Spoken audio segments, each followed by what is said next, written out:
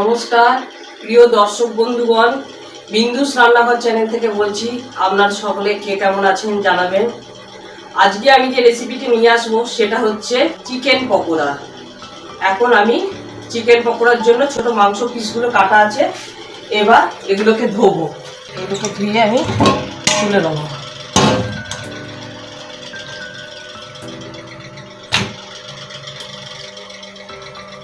এখন আমি এগুলোকে জল ঝরিয়ে নিচ্ছি। প্রিয় দর্শক বন্ধুগণ, এখন আমি এগুলোকে ম্যারিনেট করব। হাফ টেবিল স্পুন পেঁয়াজ, আদা বাটা, রসুন বাটা দিলাম, সামান্য পরিমাণে নুন দিলাম, পরিমাণ মতো নুন দিলাম, লঙ্কা গুঁড়ো দিলাম 1 টিস্পুন, লঙ্কা গুঁড়ো দিলাম, জিরে ধনে গুঁড়ো দিলাম 1 টিস্পুন, কর্নফ্লাওয়ার দিলাম 1 teaspoon, 2 teaspoon, 3 teaspoon, 4 teaspoon cornflour দিলাম। একটু ভিনিগার দেবো, 1 চিপি ভিনিগার দিলাম। এবার একটা ডিম দেবো।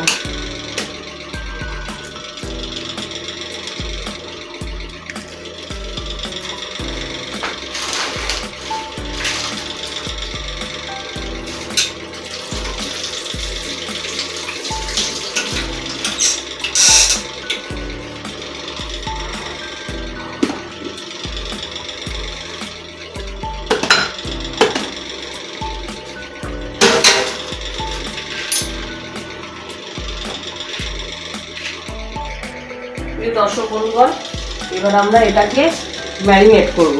এবার যাতে লেগে না যায় কড়াইয়ে, তাই জন্য 1 ফোঁটা সর্ষের তেল দেবো। এবার আমরা ম্যারিনেট করে রেখে দেবো কিছুক্ষণ। প্রিয় দর্শক বন্ধুগণ, এখন আমরা গ্যাস ওভেনটি জ্বালাবো। গ্যাস ওভেনটা জ্বালালাম এবং সাদা তেল দেবো, খুবই অল্প তেল দেবো। তেলটা গরম হোক। এখন আমরা ম্যারিনেট করে রেখেছিলাম সেটা ম্যারিনেট হয়ে গেছে। তেলটা আমাদের গরম হয়ে গেছে। গ্যাস ওভেনটা একটু কমিয়ে দেবো। এবার আমরা একটা করে দিতে থাকবো।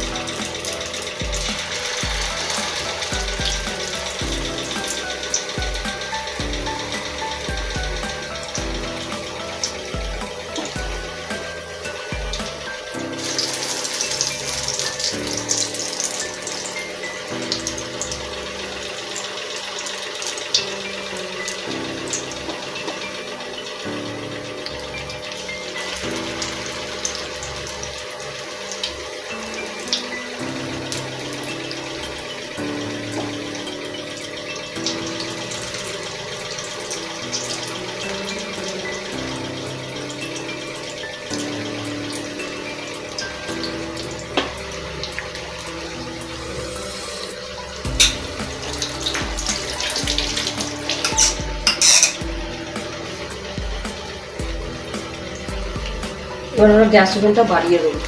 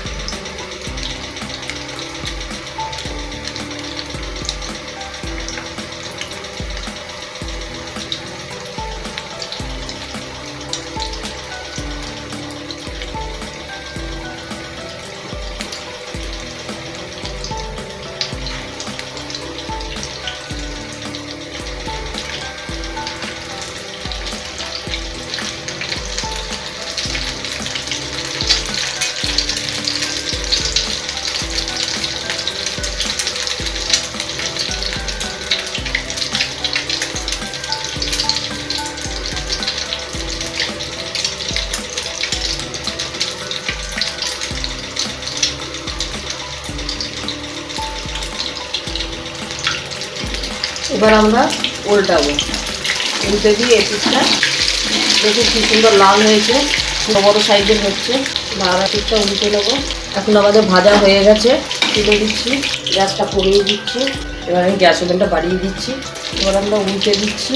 আমাদের হয়ে গেছে ভাজা, আর একবার দিলেই হয়ে যাবে। তো লাল করে ভাজা হয়ে গেছে। এবার লাল করে ভাজা হয়ে গেছে, আর একবার দেবো।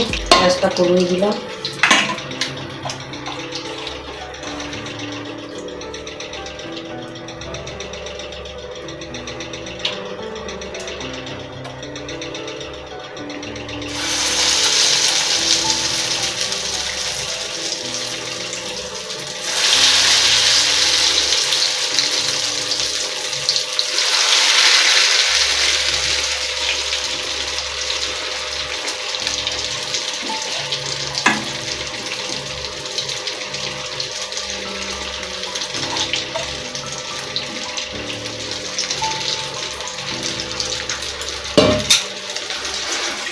এবার আমি গ্যাসটা বাড়িয়ে দেবো।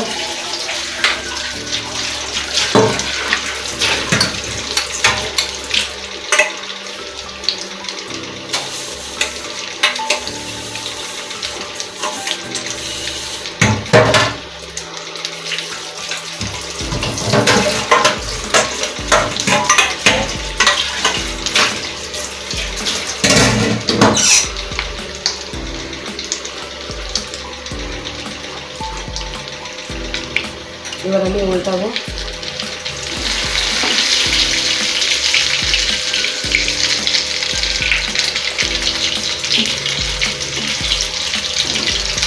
এবার আমি গ্যাস ওভেনটা বন্ধ করে দেবো।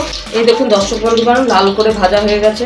প্রিয় দর্শক বন্ধুগণ, বিন্দুস রান্নাঘর চ্যানেলটিকে লাইক, শেয়ার এবং সাবস্ক্রাইব করে দেবেন। আর কমেন্টে লিখে জানাবেন চিকেন পকোড়াটা কেমন হয়েছে। ভালো হলেও জানাবেন, খারাপ হলেও জানাবেন। তবে দেখে মনে হলো খুবই সুন্দর হয়েছে। আপনাদের উপর ডিপেন্ড করছে আপনারা কি বলবেন। এখনকার মতো আমি রাখছি।